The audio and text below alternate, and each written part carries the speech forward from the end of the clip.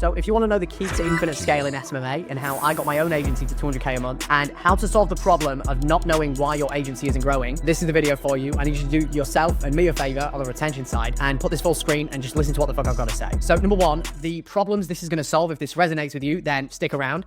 You not knowing why your agency isn't growing and not having clarity around where the problem is. Setting goals for the month, getting to the end of the month, and then being unsure why you didn't hit those goals or being so unbelievably far off, and giving you, and if you have a team, your team, a clear North Star of what success looks like on a micro week-by-week basis. Alex Hormozi says it best: successful people or intelligent people in that domain of life specifically just have different ways of measuring success. They have quicker feedback loops. So if you think about it through the lens of somebody who just gets into marketing, maybe the only metric they have for success is their cost per acquisition. But somebody who's really knowledgeable would be looking at secondary metrics that give quicker feedback loops to determine if the CPA is going to be hitting KPI, like cost per lead, click-through rate, cost per book call, show rate, etc., etc. And one of the most known quotes in business and in life is, if you can't measure it, you can't improve it. I have a shit ton of people who book consulting calls with me or just reaching out to me in general, saying their agency isn't growing. I get it all the time. And when I ask them a very straightforward question, well, why aren't you growing? They usually say something super generic like, we get shitty leads, or they really have no clue why they're growing. This has been a common theme. I'm like, okay, so what's the biggest constraint? And they're like, oh, I don't know. They have no idea why they're not growing or what's going wrong in their agency.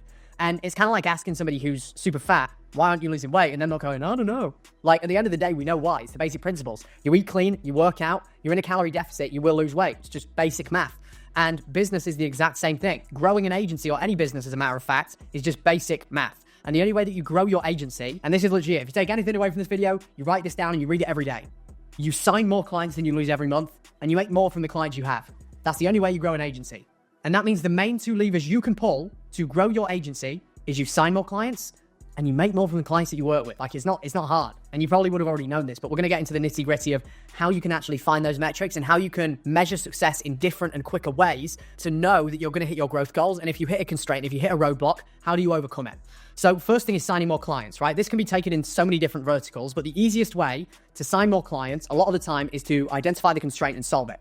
If you've got a lead flow issue, you bring your cost per lead down. You test new marketing angles. You find different acquisition channels. If you've got a show rate issue, I've got a video coming out about that. It should already be out. Go ahead and watch that. If you've got a close rate issue, you get better at sales, right? And the sole purpose of this video is to give you the tools you need to identify what the lowest hanging fruit is for you specifically. It's not a one size fits all. Like, for example, if you've got an agency that's doing a 40% close rate, then that's probably not the main thing you want to focus your attention on, and it's probably not where the constraint is, okay? So again, just to drive this home, the purpose of this video is to give you quicker feedback loops than everybody else. Everyone else is looking long-term. They're looking at the end of the month and going, oh, I didn't hit my growth goal. I wonder what the constraint is. And they're trying to scramble around and find it, when if you have other ways of measuring success that you can look at day to day, which I do, then you can make much quicker course corrections and you can make 10 times the progress in a fraction of the time. So the primary metric in this domain of your business is going to be something called net revenue growth. People glorify new cash collected, new MRR. The number you should actually care about is net revenue growth. And the reason behind that is because that factors in the amount of clients that you signed, MRR, meaning monthly recurring revenue, take away clients lost MRR. So what this means is, if I sign 6 clients in a month on a $1,000 retainer, right? Hypothetically speaking, then I've added positive 6,000 in MRR. But then if I churn 7 clients in 1 month on a 1K retainer, then I lose, like basic math, I lose 7K in MRR, which means my net revenue growth number, even though on the sales side, maybe the sales team think they're crushing it, adding 6K in MRR, you're losing money. Your agency is dying, right? If we see it through the lens of you are minus $1,000 net revenue growth. Because at the end of the day, the only way you grow is with this number. You add more MRR than you lose within the month. And again, if the number is positive, you grow. If it's negative, you die. And then the second lever that you can pull to make more money and grow your agency is making more from the clients that you work with. And again, this also ties back into net revenue growth, because if you increase your retention, you therefore make more money from the clients that you work with. And the primary metric on the back end side of the business is going to be lifetime value, which basically means the amount of money the average client spends with you until they churn. Because even if you sign 30 clients every month, but they only spend $1,500 and then they churn, let's say your cost to acquire the client is $1,500. You lose money.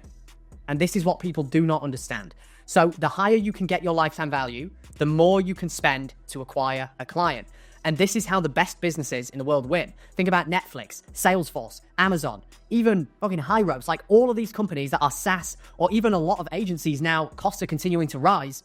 people are going to start breaking even, if not losing money on their ads. And they're the people that are going to win. I'm going to explain to you why. So if you see it through the lens of, say you're running, let's just say your acquisition channel here is paid ads, right? So you run a image ad guaranteeing somebody like 15 clients in 30 days, whatever your wild guarantee is. Then you sign a client and you know that your cost per acquisition is $1,500, right? Now what that means is you spent $1,500 on ads for somebody to sign up on your ad, go through the funnel, book a call, close, and pay you money and commit to your program, right? So if you know that for every $1,500 you spend on ads, you're going to get somebody to sign up for your program, then you know that your lifetime value ideally needs to be at least 4 to 5x that for it to make the most sense and for you to have a profitable business, right? So just to be clear, you paid $1,500 to acquire the client. Let's say this is the overall client journey, meaning how long they actually stay with you. So let's say your average client stays with you for 1 month. It's terrible, right? And you know that that client on the sales call paid you, this is a terrible drawing, $1,500. Then you know, okay, I spent $1,500 and I made $1,500. So you immediately cover the cost, or you waive the cost of your ad spend with the amount that you made in the initial payment. And this is why a lot of people sell what we call PIFs, right? They'll sell a 6-month paid in full, a 3-month paid in full. Instead of collecting $1,500, say we collect $6,000, what happens is we cover this fee of $1,500 and then we have a remaining 4.5K. And what do you think a lot of people are going to be doing with that 4.5K in additional cash they just collected? It allows them to then reinvest it back into the acquisition machine, the paid ads funnel. And this is how people get the key to unlimited scale, because they collect a bunch of cash on the front end and they can just reinvest it back into their ads, okay? But realistically, like the way the market is going, piffing people is getting harder and harder because there's so much skepticism, there's so much competition, there's so much market sophistication around what solutions are. I think Netflix, for example, who offer a free trial, they might pay like $500 to acquire a client, and they'll make nothing for like month 1, month 2, and then maybe month 3, they finally start making money. And this is why lifetime value is so important. Because say, for example, we collect 6K here, which fronts for the first 3 months, right? Then most people or most agencies would churn the client here, which means as costs continue to rise, they're not going to be able to spend as much to acquire the client because they're going to start losing money. And this is why the people with the best retention win. Because say, for example, instead of me churning at month 3, I churn at month 6, which means my lifetime value for my clients is 12K. Now, if we factor in $1,500 cost per acquisition. Let's just do the math here. $1,500 cost per acquisition. Our lifetime value is $12,000. And if we put that in a ratio, 1,500 to 12,000, it's actually 1 to 8, which means for every $1 you put in ads, you're getting $8 out in terms of CAC to LTV. Now, what's also important is that you determine your lifetime gross profit. So what I mean by that is it's great that you made 12K from this client. You paid $1,500 to acquire, but what is your cost to fulfill month over month? For example, if you have a call center and you have media buyers and you have tech people and you have an operations manager, realistically, that 12K is not all going to be profit. No way in hell, right? So let's say it costs you $1,000 a month to fulfill the client and your retainer is 2K a month in this case if they stayed for 6 months. That means your lifetime gross profit is $6,000, right? And if we factor that in, 6,000 divided by 1,500, that means you have a 1 to 4. And that is the most important metric in the whole of business. Your CAC to lifetime gross profit ratio, okay? So that being said, now I've just gone on a complete tangent on why having a good lifetime value is important, why net revenue is important, why CAC to lifetime gross profit is important. How do you actually track this shit? We do this with something I like to call the CEO dashboard. And I just want to give props to Ryan Dice, who made this. And I actually got this from him probably around a year ago, and I've been using it ever since, and it changed the game in my business. So if I go to our school community here and I pull this up as an example, I made an agency specific one. There's going to be 2 different portions of this sheet that I'm going to break down. So the first one is going to be your month over month CEO dashboard. Now, the way this works is you're going to manually go in and fill out the metrics for each individual department or thing that you know grows the business. So for example, your North Star metrics might be your net revenue growth, your lifetime value, and your CAC to lifetime gross profit, right? But at the end of the day, you can't track those week over week. You can't track client lifetime value week over week, barely even month over month. So you need secondary metrics that can give you quicker feedback loops that can tell you if you're moving in the right direction and if you're on track. And this is why we have secondary metrics to be able to tell us if we're on track to hit the primary metrics that we can't really track on such a small time frame. So prime example of that would be, I go in and I track my revenue week over week. So what I would go in and do is every Sunday, I would go in and at the end of the first week in, say, February, for example, I would have in this target section, the target for the month. So start of the month, I'd go in and I'd set my targets, as it says here, right? We're going to go over the categories in a moment. Main rule is you set targets for the month at the start of the month aligned with your quarterly or yearly goal. So prime example, if your goal is to do $1.2 million in revenue, you know that your revenue goal for that month may have to be 100K. Or if you only did 80K the month before, it might have to be 120K, depending on what the target is. So the way that you set these targets is you go in under this monthly target section here and you set it. So for example, for me, I know, okay, I want to achieve $220,000 in revenue. If that's the case, I'm going to put it there. And then I would break down into the micro. So if we have 50 clients, for example, we know our average churn is 10%, 90% are going to renew. I know I need to have at least $80,000 in monthly recurring revenue. And if my goal is to get to $220,000, then that means I need to, therefore, collect $140,000 in new cash, right? So now you have the breakdown split of what's going to be MRR, what's going to be new cash, and then you can go even more micro. We're not going to get into that in this video, but how you can actually go, how many clients do I need to sign? How many leads do I need to generate? How much do I need to spend on ads, etc., etc. So basically, what you'll do is you'll go through each individual department, and this is where you're going to go in and you're going to set targets for the month. So you're going to reverse engineer it to how many demo calls do we need to book? What does our show rate need to be? What does our offer made need to be? How many new clients do we need to close? What does our core close percentage need to be? Upfront cash percentage basically means if you're selling paid in fulls, maybe somebody pays for a 4-month program, you're probably not getting the full amount up front. So what percentage of cash do you need to collect to align with that cash goal? And you're going to go through each department and set a target. Then at the end of each week within the month, you're going to go in and fill that number out. So for example, if my goal is at $220,000 in revenue and I do $50,000 in this first week, then I can see we're at 50, we've got 3 weeks left, and then I would then assign a color to that number and leave any audit notes on the right-hand side. So what I mean by that is I would come in here and I would give this a light green, and then under week 1, I might leave some notes for me or my team so I'm fully in on the loop with what the focus is that week. So I might put here, on track, need to push more new cash next week. That might be my audit note based on the fact that if we did 50K in month in week 1, then we're on track to do about 200K. So we're a little bit behind the goal. So I might either put this a light green or a yellow, okay? And then that way you have a high level overview of seeing what are the yellows, what are the reds, what are the greens, where do I need to allocate the most time and attention in my business right now? So now you understand this sheet and how you're going to make one each month, and then each week you're going to go in and manually fill out the numbers. Now the reason that you want to manually fill out the numbers is because magic happens when you actually manually fill it out. I tried automating all of this stuff and guess what happens? You never look at it, you never make decisions from it. So you want to go in and manually fill this out. Now, a few final tips on how to best use this sheet. Set a reminder each month to set targets and duplicate out the sheet. So if I was moving into a new month, I would just duplicate this out and remove obviously the previous month's numbers. And then when it comes to filling out the metrics, under metric owner and metric source, this is where you're going to put who's responsible for filling that out. For example, if you have somebody that manages your client marketing, then you might put John, the media buyer. He's the owner of that metric, which means John is then going to be responsible for coming in and filling out that metric week over week, doing the audit notes, assigning a color, and then you can look at it as a high level and see if you're moving in the right direction, if you're off track, if you're on track, etc., etc. Then you've got the metric source. So this is the high level dashboard, but within the high level dashboard, there is going to be sub sheets or sub tracking systems that you can use to be able to find that number. For example, for us, we have a retention tracking sheet, and that would go under clients lost or grace periods given.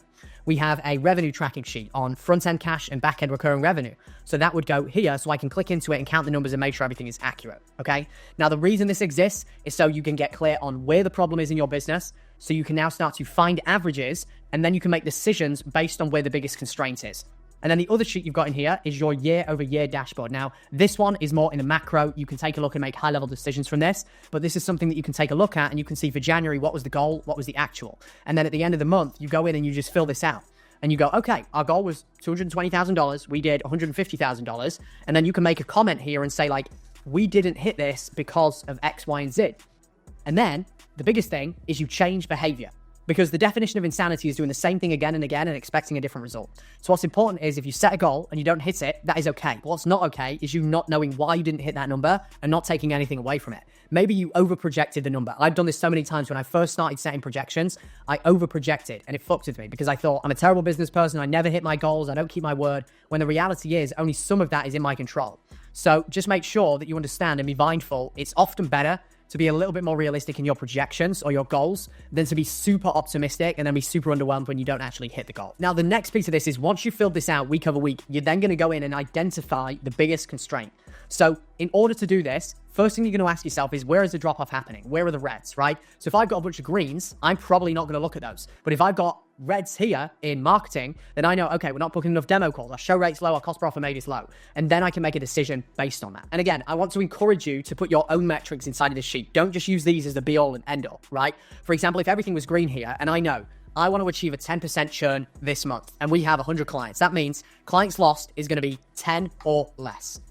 And then if I know that in week 1, we churned 6 clients, this would be a red. So immediately in week 1 notes, I'm going to assign an action item to myself or to my team to fix that. So for example, we're going to go have a call on Monday to audit all of the people that churned and what we're going to do to prevent it. That will be a prime example of me understanding where my constraint is in my business and following through with an action item in order to resolve that constraint so we hit our projection, okay? So again, this ties back to having quicker feedback loops than everybody else, because what most people do is they set a goal of like, oh, I want to hit 50K this month, and they have no idea what the problem is and why they didn't hit it. They're just at the end of the month going, oh, we didn't hit it. So this solves that problem. And then when it comes to finding the problem, a prime example of that would be, okay, if we've got a low show rate, our goal was 70%, we've got 50%, then these are the levers that we can pull. We can optimize sales scripts, we can train the closers, we can implement a pre-call SMS, we can shorten the booking window. There's so many different levers that you can pull. If there is a retention problem, meaning a bunch of clients are being lost every month, it might mean okay, we're going to update our contracts to make it so people have to get on an exit call with us before they cancel, and they have to fill out a customer feedback form to tell us why they're churning and what we can do to improve. So that way, each week you and the team can go in and audit that and improve your product. A good rule of thumb when it comes to having a high churn is your product should be getting better every time you churn a client, because they should be giving you one piece at least of actionable feedback that you can put into place to make your product better. Now, another thing that I'm also looking at on a week-over-week basis is my operating expenses. Now, obviously operating profit and things like that, you can't really look at it on a week-over-week because it's going to skew, but what you can look at is operating expenses. There's a book that I read on this called Profit First. And what it talks about is most people set goals for how much they want to make in a month in revenue, but nobody sets goals on how much in expenses they're going to spend that month. So for example, if you do 220K in revenue and you want to achieve a 50K profit margin, if you want to make 50K in profit, then you know that you can only spend a total of $170,000 in operating expenses. So week over week, when you go in and you fill out your operating expenses, you're checking and going, are we on track to hit our goal of getting less than $170,000 in operating expenses? And the reason that I started doing this is because I found that month over month over month, we were not profitable in our agency. We were doing big numbers. We were doing 60, 70, 80, 90K. We weren't profitable. And that was because I didn't have a micro way of being able to have quick feedback loops and identify why are we spending so much. I would get a P&L at the end of the month and only then would be able to identify where the problem was. It's too long of a feedback loop. You need something quicker. So one thing that I'd recommend you put in place when it comes to income, revenue, and operating expenses is a daily tracker. Right now, I have my assistant or VA on my team, which you could probably do as well, go in and fill out a sheet from my bank and tell me how much did we spend each day? What did we spend it on? Was this marketing, labor, overhead? And that way I can go in week over week and see if expenses is a problem or if it's not. Okay, so that's basically how you can use this sheet and how you can make a boatload of money doing so, because it's going to immediately tell you where the problem is and how to fix it. And then step 3 is you fix the damn constraint, right? If there's not enough leads, you optimize marketing. If bad show rates, you fix the appointment setting, right? If you need any help or guidance on what to do with each individual constraint, feel free to put it in the comments and I'll respond. But just to give you some examples, if your close rate is low, then you need to go in and you need to audit your own sales calls, your closing calls, and if it's really bad, then you need to invest in a sales program. If your upfront cash percentage is low, meaning maybe your program is 10K, and on average on the sales call, you're only collecting $1,000, then chances are you're probably being a pussy and you're immediately giving out payment plans too early. If your client cost per lead is too high, you need to develop a systematized way around refreshing client ads and see what the real problem is. So all it boils down to is you now just having clarity around where the problem is and how to solve it, and that is the key to infinite scale. And then that way, you can track the primary metrics at the end of each month: net revenue growth, lifetime value, CAC to LTGP, your average client retainer, net operating profit percentage and dollar amount. And that's going to tell you if you're growing or if you're dying.